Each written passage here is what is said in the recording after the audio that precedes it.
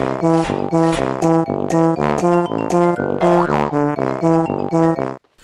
guys, it is Crackafruity and I am playing the Medal of Honor Warfighter Beta, and I am currently playing as the Australian Special Air Service Regiment, which is one of the unlocked, in this beta, it's one of the unlocked classes you are able to play.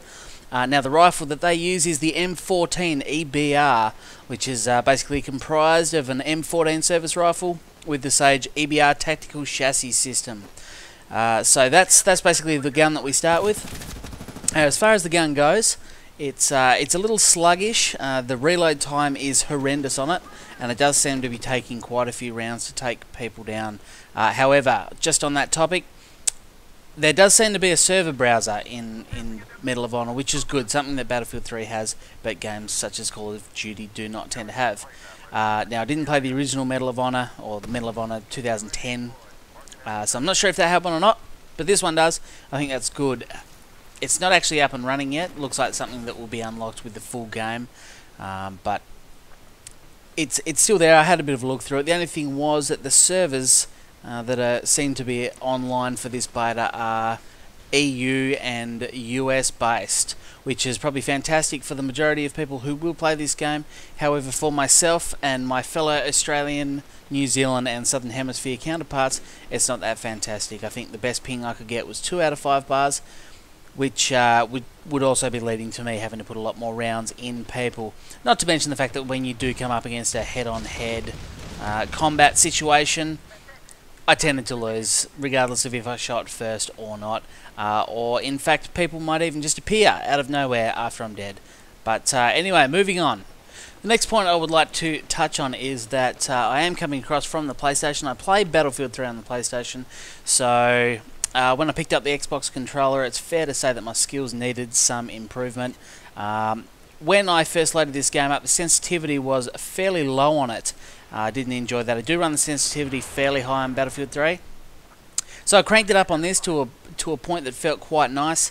However, as it turned out, due to my terrible Xbox controller skills, I had to turn that sensitivity back down. Still above what it was when I started, but just trying to find that balance between my bad aiming and getting the sensitivity up.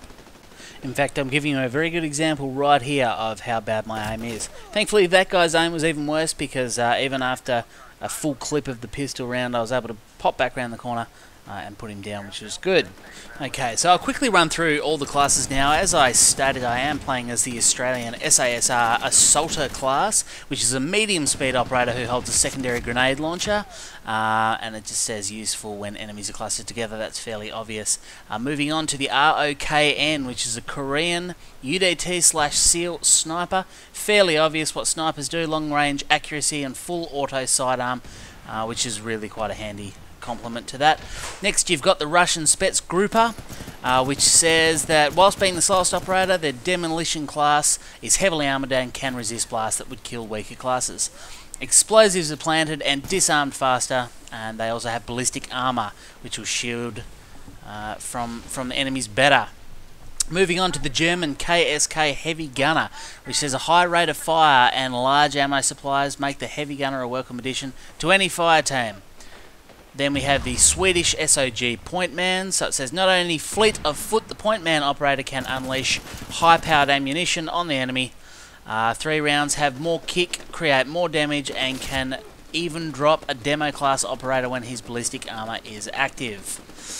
Next is a Canadian JTF2 Spec Ops Swift operator that makes up for a lack of weapon punch, with the complement of tools like thermal ISR, which is intelligence, reconnaissance and surveillance, vision, which can detect targets through obstacles.